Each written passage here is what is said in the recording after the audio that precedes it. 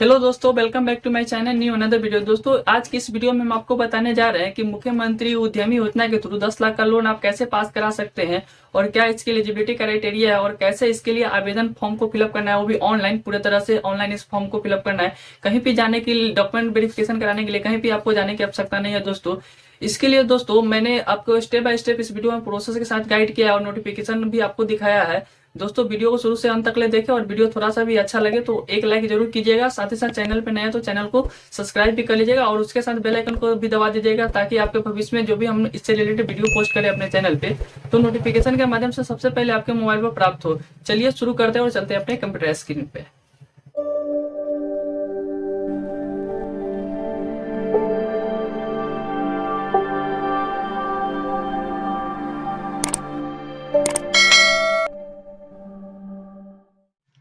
दोस्तों, सबसे पहले आपको अपने गूगल क्रोम ब्राउजर को ओपन कर लेना है। उसके बाद यहाँ पे गूगल सर्च बार में आपको टाइप करना है बिहार उद्यमी। जैसे ही बिहार उद्यमी सर्च कीजिएगा तो यहाँ पे पहली वेबसाइट आएगी उद्योग विभाग बिहार सरकार गवर्नमेंट ऑफ बिहार करके। इस वाले ऑप्शन को आपको सिंपली इस वाले वेबसाइट को ओपन कर लेना है। वेबसाइट का इंटरफेस कुछ इस प्रकार का है। आपको नीचे स्क्रॉल कीजिएगा, सबसे पहले हम आपको नोटिफिकेशन बता देते हैं कि किस किस चीज़ के लिए आवेदन हो रहा है और कौन से सेशन के लिए हो रहा है। यहाँ पे दोस्तों स्क्रॉल करने के बाद देख सकते हैं वित्तीय वर्ष 2023 से 24 के अंतर्गत मुख्यमंत्री उद्यमी योजना से संबंधित जानकारी प्राप्त करने के लिए यहाँ क्लिक करें, रजिस्ट्रेशन के लिए यहाँ क्लिक करें तथा रजिस्ट्रेशन के पश्चात फॉर्म भरने के लिए लॉगिन पे यहाँ पे क्लिक करें। अगर आपको नोटिफिकेशन देखना है तो दोस्तों यहाँ पे क्लिक करके देख सकते हैं। इससे पहले हम आपको नोटिफिकेशन बताने से पहले आपको हम बता देते हैं कि इसमें क्या क्या चीज़ डॉक्यूमेंट लगेगा, क्या इसकी एलिजिबिलिटी क्राइटेरिया है, सारे इसको स्टेप बाय स्टेप हम आपको समझाने का प्रयास करते हैं।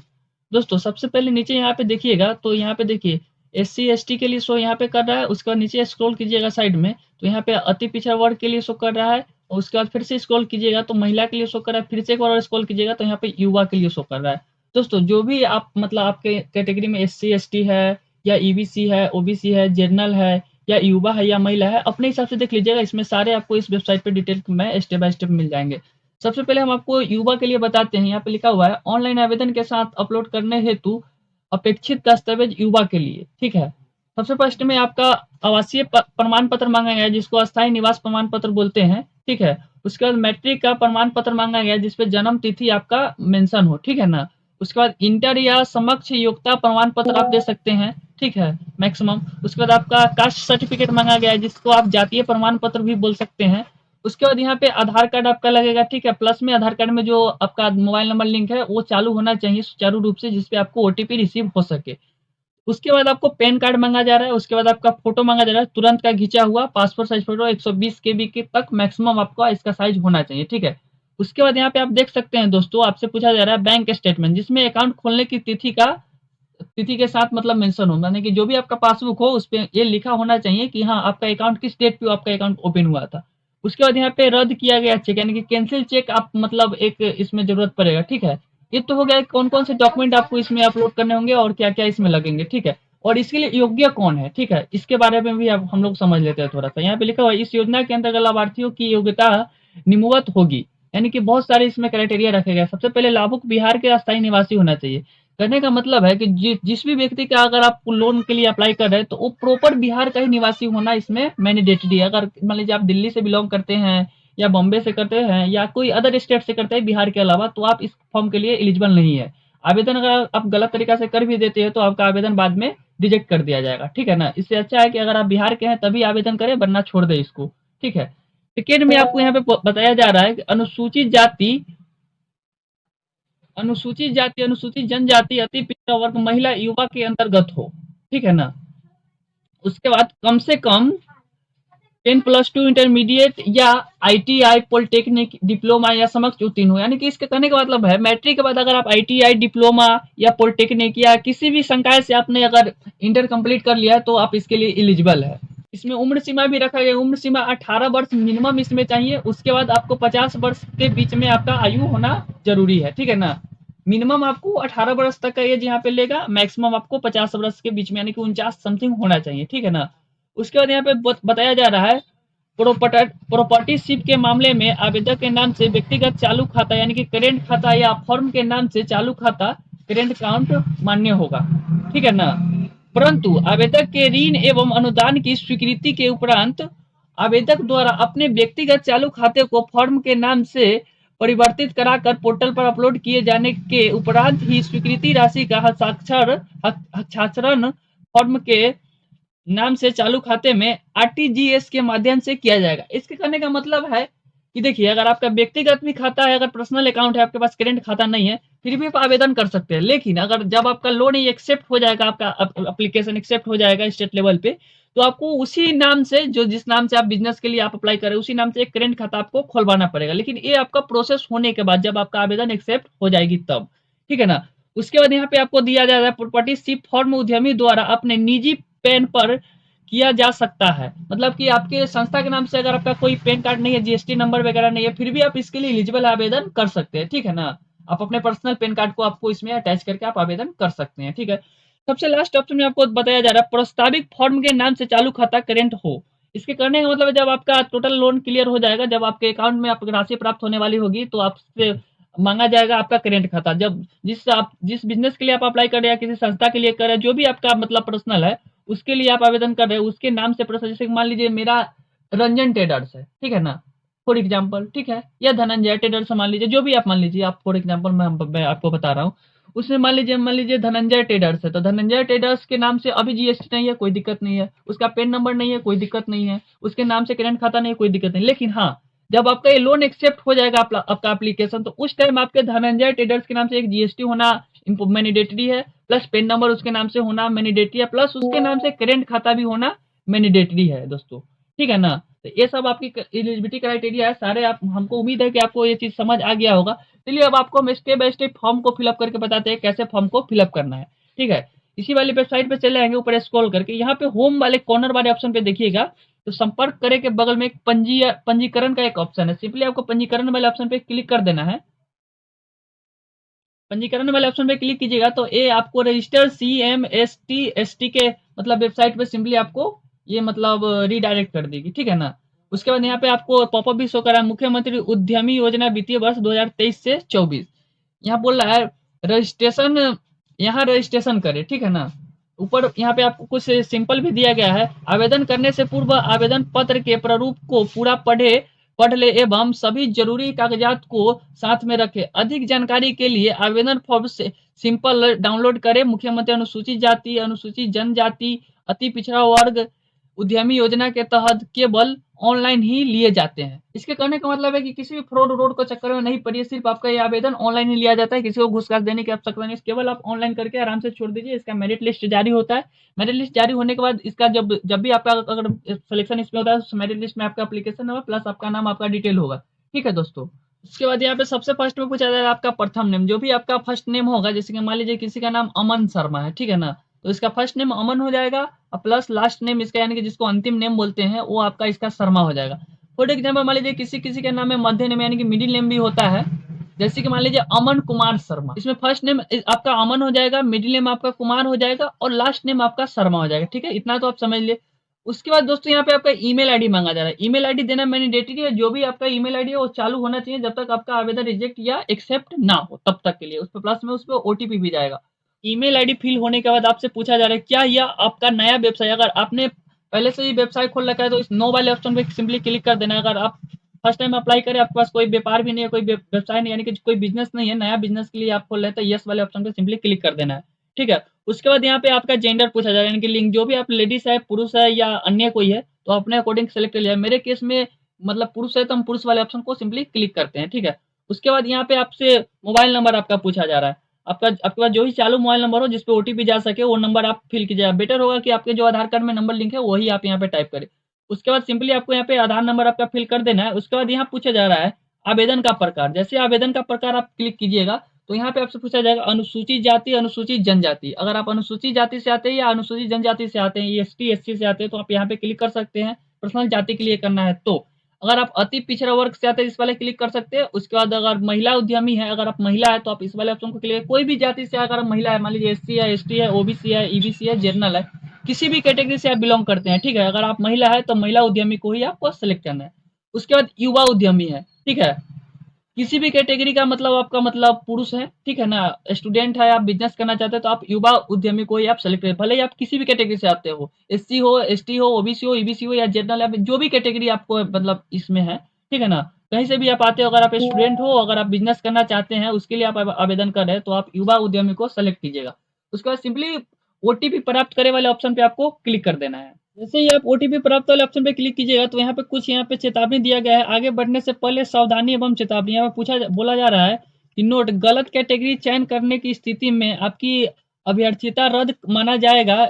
साथ ही इस वित्तीय वर्ष में पुनः रजिस्ट्रेशन करने का अथवा आवेदन करने का अवसर नहीं दिया जाएगा। अगर दोस्तों इस चीज को आप ध्यान से भरिएगा, ठीक है ना, अगर इसमें कुछ भी अगर आप गलती करते हैं तो आपका मतलब आवेदन रिजेक्ट कर देगा, प्लस में आपको कुछ इसमें सुधार करने का ऑप्शन नहीं मिलेगा। इसलिए वीडियो को पूरा स्टेप बाय स्टेप शुरू से अंत तक ले देखे, वीडियो में बने रहे, ताकि आपको किसी भी प्रकार की परेशानी का सामना नहीं करना पड़े। जैसे जैसे हम फॉर्म फिलअप करें सेम उसी प्रकार से आपको भी कर लेना है।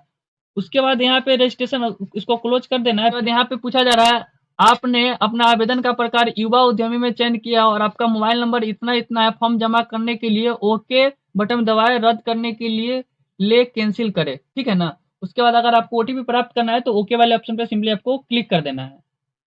थोड़ा देर वेट करेगा, उसके बाद पेज आपको ओटीपी वाले पेज पे रिडायरेक्ट कर देगा। और यहाँ पे पूछा जा रहा है ओटीपी पासपोर्ट सफलतापूर्वक भेजा जा चुका है, ठीक है ना। उसके बाद यहाँ पूछा जा रहा है अपने फोन को सत्यापित करें। जो भी आपका फोन का इनबॉक्स मैसेज इनबॉक्स होगा उसमें जाइएगा, 4 अंक का ओटीपी रिसीव हुआ होगा, उस ओटीपी को यहाँ पे फिल कर दीजिएगा। ओटीपी फिल करने के बाद यहाँ पे सत्यापित करे वाले ऑप्शन पे सिंपली आपको क्लिक कर देना है। अगर आपका ओटीपी रिसीव नहीं हुआ है तो यहाँ पुनः ओटीपी पुनः भेजे वाले ऑप्शन को भी सेलेक्ट कर सकते हैं, ठीक है। उसके बाद ओटीपी डालने के बाद सत्यापित करे वाले ऑप्शन पे सिंपली आपको क्लिक कर देना है। उसके बाद नया लॉगिन वाले पेज पे आपको रिडायरेक्ट कर देगा। यहाँ पे पूछा जा रहा है यहाँ लॉगिन करें, यहाँ पे आपको आधार नंबर यहाँ पे टाइप कर देना है। उसके बाद पासपोर्ट इसका आपके रजिस्टर्ड मोबाइल नंबर पे रिसीव हो गया होगा इनबॉक्स में, वही पासपोर्ट को आपको सिंपली क्लिक कर देना है। अगर आपका पासपोर्ट नहीं आता है, ठीक है, अगर आपका आधार नंबर तो यूजर आईडी में हो ही जाएगा, पासपोर्ट अगर रिसीव नहीं होता है तो यहाँ पे आपको सिंपली क्लिक करना है, यहाँ अपना पासवर्ड बदले, इस पे क्लिक कीजिएगा, फिर पासवर्ड को फॉरगेट कर लीजिएगा ओटीपी के माध्यम से। उसके बाद आपको सिंपली लॉगिन कर लेना है। आपका आधार नंबर पासवर्ड डालने के बाद लॉगिन वाले ऑप्शन पे सिंपली क्लिक करना है, उसके बाद इसको लॉगिन कर लेना है। जैसे लॉगिन वाले ऑप्शन पे आपको क्लिक कीजिएगा तो आपको डैशबोर्ड पे रिडायरेक्ट कर देंगे मुख्यमंत्री उद्यमी योजना के। उसके बाद यहाँ पे दोस्तों 6 स्टेप में आपका ये फॉर्म को फिलअप करना है, ठीक है ना। पहला स्टेप है व्यक्तिगत जानकारी, जिसमें आपका पर्सनल डिटेल होगा, ठीक है। उसके बाद आपका शिक्षा यानी कि जो भी आपका एजुकेशनल डिटेल होगा आपको यहाँ पे फिल करना है। उसके बाद व्यवसाय का विवरण यानी कि कौन सा व्यवसाय के लिए आप अप्लाई कर रहे हैं उसके लिए। उसके बाद बैंक खाता का विवरण यहाँ पे देना है। 5वें नंबर पे आपको दस्तावेज अपलोड करना है, यानी कि डॉक्यूमेंट अपलोड करना है, जो भी आपका मार्कशीट वगैरह है, आधार कार्ड है, पैन कार्ड है, सारे डिटेल को अपलोड करना है। उसके बाद सेटिंग का ऑप्शन है, इसमें कुछ चेंज करना है तो कर सकते हैं, ठीक है ना। पूछा जा रहा है आवेदनकर्ता का नाम, जो भी आपने रजिस्ट्रेशन करते टाइम यहाँ पे अपना नाम फिल किया था वो नाम ऑटोमेटिकली यहाँ पे फिच हो जाएगा और यहाँ पे शो करने लगेगा। उसके बाद यहाँ पे आपसे पूछा जा रहा है प्रोजेक्ट टाइप। जैसे ही प्रोजेक्ट टाइप पे क्लिक कीजिएगा चयन करे वाले ऑप्शन पे, तो वहाँ पे 3 कैटेगरीज होगा, category A, category B, category C, ठीक है ना। दोस्तों अभी आपको समझ नहीं आएगा कि ये कैटेगरी हमारे लिए कौन सा कैटेगरी बेटर है, मतलब किस कैटेगरी में हम लोग का मतलब व्यवसाय आएगा। तो दोस्तों हम आपको नोटिफिकेशन की तरफ थोड़ा सा ध्यान देते हैं, बताते हैं आपको कि कैसे कैटेगरी को सेलेक्ट करना है, ठीक है ना। सबसे पहले आपको क्या करना है, नोटिफिकेशन को देख लेना है, ठीक है। ये हम आपको बता देते हैं जूम करके, देखिए यहाँ पे बताया गया वित्तीय वर्ष 2023 से 24 में मुख्यमंत्री उद्यमी योजना के अंतर्गत 8000 आवेदकों का चयन जिलावार निर्धारित लक्ष्य के आधार पर किया जाना है, जिसमें कैटेगरी ए, कैटेगरी बी एवं कैटेगरी सी के रूप में विभाजित किया जाएगा, ठीक है ना। आवेदक द्वारा गलत कैटेगरी चयन अथवा गलत आवेदन करने पर पुनः संशोधित करने का कोई विकल्प नहीं दिया जाएगा। दोस्तों फिर से एक बार आपको बताना चाहते हैं, वीडियो को थोड़ा सा भी मिस ना करें और स्टेप बाय स्टेप प्रोसेस को समझे फिर आवेदन करें, ठीक है ना, जैसे जैसे हम करके आपको दिखाएंगे, ठीक है। उसके बाद यहाँ पे आपको बताया जा रहा है आवेदक जिस जिले में परियोजना स्थापित करना चाहते हैं उस जिले का अस्थायी निवास प्रमाण पत्र देना अनिवार्य है। दोस्तों देखिए, अगर आप मान लीजिए मुजफ्फरपुर डिस्ट्रिक्ट है, मान लीजिए किसी का शिवहर डिस्ट्रिक्ट है, मान लीजिए फॉर एग्जाम्पल शिवहर किसी का डिस्ट्रिक्ट है, ठीक है ना, वो अगर चाहेगा यहाँ से अगर मुजफ्फरपुर में व्यवसाय करना चाहते हैं तो उसको मुजफ्फरपुर के लिए मतलब नहीं वो कर सकता, एलिजिबल नहीं है। वो शिवहर में ही उसका मतलब बिजनेस कोई ना कोई स्टार्ट करना है, क्योंकि उसका यहाँ पे पर्सनल मतलब आवासीय मांग रहा है, यानी कि जहाँ पे भी आप बिजनेस कीजिएगा उसका पर्सनल आपका मूल प्रमाण पत्र आवासीय होना आवश्यक है। तो आप मुजफ्फरपुर में कीजिएगा तो मुजफ्फरपुर का तो आप निवासी है नहीं, शिवहर डिस्ट्रिक्ट के हैं, तो फिर आपका आवासीय बनेगा नहीं मुजफ्फरपुर के नाम से, तो फिर आपका ये आवेदन होगा ही नहीं, मतलब रिजेक्ट हो जाएगा, ठीक है। उसके बाद यहाँ पे दोस्तों हम कैटेगरी को थोड़ा सा समझ लेते हैं। देखिए यहाँ पे कैटेगरी ए में 59 परियोजनाओं के लिए रखा गया है, 4000 लाभुकों का चयन किया जाएगा। देखिए इसमें 59 परियोजना टोटल है कैटेगरी ए में, ठीक है ना, जिसमें 4000 लाभुकों को पूरे बिहार से सिलेक्शन मतलब उसका आवेदन सेलेक्ट होगा, एक्सेप्ट होगा। उसके बाद कैटेगरी बी में आपको 3500 लाभुकों का चयन किया जाएगा, ठीक है। उसके बाद कैटेगरी सी में आपको 500 लाभुकों का चयन किया जाएगा, ठीक है ना दोस्तों। अब आपको हम बताते हैं कि आपका कैटेगरी कौन सा है जिसके लिए आप आवेदन कीजिएगा, ठीक है ना। यहाँ पे आप देख सकते हैं दोस्तों, कैटेगरी ए में 59 प्रत्यक्ष निमोवत है, ठीक है ना। यहाँ पे आपको टोटल आपका नाम दिया गया है नंबर वाइज। एक नंबर में जैसे कि देखिए, पशु आहार का उत्पादन, अगर आप पशु आहार बनाते हैं या उसका दुकान करना चाहते हैं तो एक नंबर मतलब कैटेगरी ए में सेलेक्ट कीजिएगा। उसके बाद मुर्गी का दाना उत्पादन करना चाहते हैं तो कैटेगरी ए में ही आ जाएगा। इसी प्रकार आप अपना नंबरिंग वाइज देख लीजिएगा, ठीक है ना। जैसे कि मान लीजिए मेरा साइबर कैफे है, आईटी बिजनेस है, मतलब ऑनलाइन का दुकान है, तो हम 22 यहाँ पे कैटेगरी ए ही, हम भी कैटेगरी ए सेलेक्ट करेंगे, ठीक है ना। और कैटेगरी ए में सेलेक्ट करने के बाद उसमें मतलब 22 नंबर को सेलेक्ट करेंगे, नहीं कि साइबर कैफे आईटी बिजनेस के लिए। तो आप अपने हिसाब से कैटेगरी देख लीजिए। उसके बाद नीचे स्क्रॉल कीजिएगा तो उसी प्रकार आपको बी वाले कैटेगरी के लिए यहाँ पे दिया गया है। इसमें आप अपना देख लीजिएगा आपका कौन सा कैटेगरी है, क्या चीज आपके मतलब व्यवसाय करना चाहते हैं। उसी प्रकार सी का है, तो आप इस चीज को तो आप समझ लिए, ठीक है ना। इस चीज को देख लीजिएगा। उसके बाद सिंपली फिर से आपको डैशबोर्ड पे बैक चले आना है। आप, मैंने तो अपना कैटेगरी सेलेक्ट किया, मेरे ए वाले कैटेगरी में 22 नंबर पे मतलब साइबर कैफे आईटी बिजनेस का मतलब ऑप्शन है, ठीक है ना। तो मेरा कैटेगरी ये है। उसी प्रकार आप अपना कैटेगरी देख लीजिएगा, बी है, सी है, जो भी है आप अपने हिसाब से फिल कर दीजिएगा। तो मेरा ए है तो मैं कैटेगरी ए को सिंपली सेलेक्ट करता हूँ। उसके बाद यहाँ से आपसे पूछा जा रहा है प्रोजेक्ट का नाम, ठीक है ना। इस प्रोजेक्ट के नाम वाले ऑप्शन पे जैसे ही क्लिक कीजिएगा तो आपका यहाँ पे शो हो जाएगा, जो भी आपका मतलब इस पे होगा। जैसे कि मान लीजिए यहाँ पे मेरा शो कर रहा है साइबर कैफे आईटी बिजनेस, तो मैं साइबर कैफे आईटी बिजनेस को सिंपली सेलेक्ट कर लूंगा। उसके बाद यहाँ से आपसे आपका जेंडर पूछा जा रहा है, जेंडर ऑटोमेटिकली सेलेक्ट होगा, रजिस्ट्रेशन के टाइम आपने दिया था। उसके बाद आपका जन्म तिथि पूछा जा रहा है, जो भी आपके आधार कार्ड पे जन्म तिथि होगा आप यहाँ पे फिल कर दीजिएगा, यहाँ पे कैलेंडर के माध्यम से सेलेक्ट करके, ठीक है ना।